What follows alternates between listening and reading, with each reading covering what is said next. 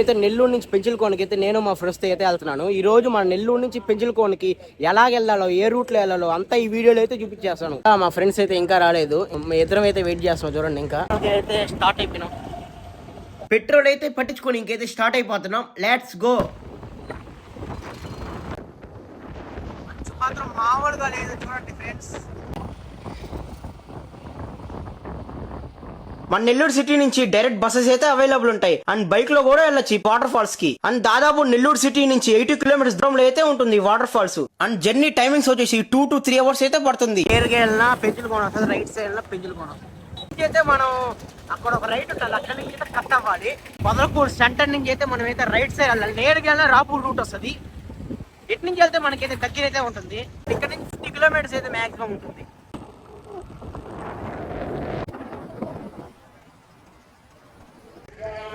ఇక్కడ cars and bikes park చేసుకునే దానికైతే ప్లేస్ అయితే ఉంది. చూడండి, ఇక్కడ శ్రీవారి నిలయం గదులు చూడండి, ఇక్కడ రూమ్స్ కానీ అవైలబుల్ ఉన్నాయి. ఎవరన్నా టూరిస్ట్ వస్తుంటే ఇక్కడైతే ఉండొచ్చు. చూడండి, అక్కడ కనబడుతుంది అది పెంచులకోన వాటర్ ఫాల్స్.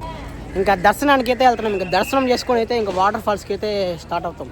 ఇదైతే లక్ష్మీ నరసింహస్వామి కొండ. చూడండి, ఇక్కడ గోపురం కనబడుతుంది కదా, ఇక్కడ నుంచి అయితే మనం అయితే ఇక్కడైతే నడుచుకుంటూ అయితే వెళ్ళాలి. దర్శనం అయితే చేసుకుని ఇంకైతే స్టార్ట్ అయిపోయినాం. ఇంకా వాటర్ ఫాల్స్కి అయితే స్టార్ట్ అయిపోయినాం.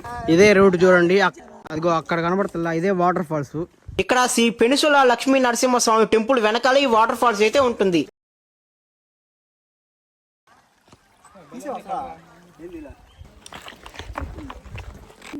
చూడండి, ఇక్కడ నుంచి నీళ్ళలో అయితే వెళ్ళాలి. ఇక్కడ చూడండి, ఇక్కడ వెళ్ళేటప్పుడు అయితే జాగ్రత్తగా అయితే వెళ్ళండి. నీళ్ళు చూడండి ఇక్కడ ఎంత బాగా పారుతా ఉన్నాయి. చూడండి, ఇక్కడ రాళ్ళు మాత్రం భయంకరంగా ఉన్నాయి. ఇక్కడే చూడండి, ఇంకెట్టాలి ఇంకా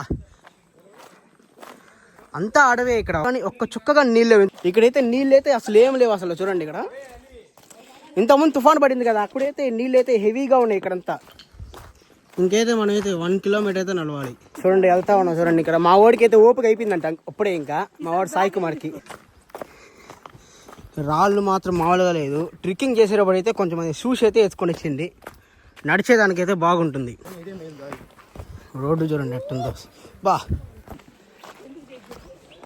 రోడ్డు మాత్రం మరీ సన్నగా ఉంది. చూడండి,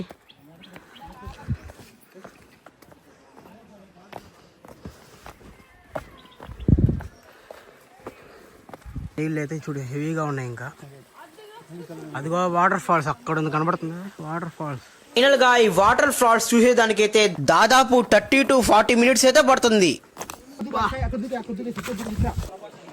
ఇక్కడ నుంచి అయితే వాటర్ అయితే ఎక్కువ ఉంటాయబ్బా.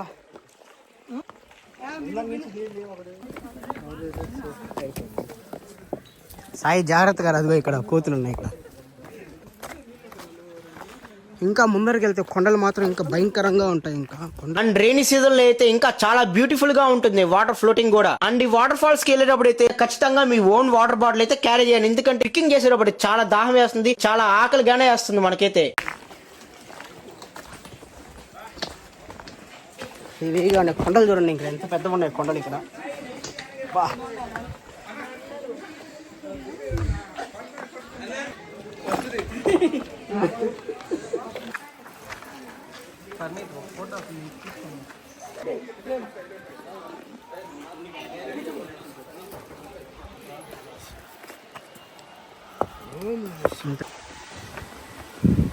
ఇక్కడ నుంచి దారి మాత్రం చూడండి.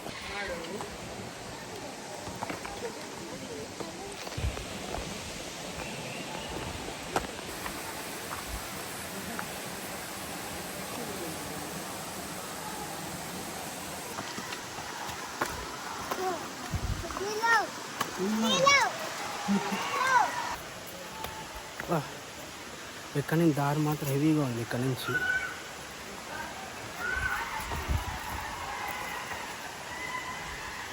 రూట్ మాత్రం చూడండి చాలా హెవీగా ఉంది. ఫైనల్గా ఇంకా 50 మీటర్స్లో అయితే వాటర్ ఫాల్స్కి అయితే రీచ్ అయిపోయినాం. చూడండి,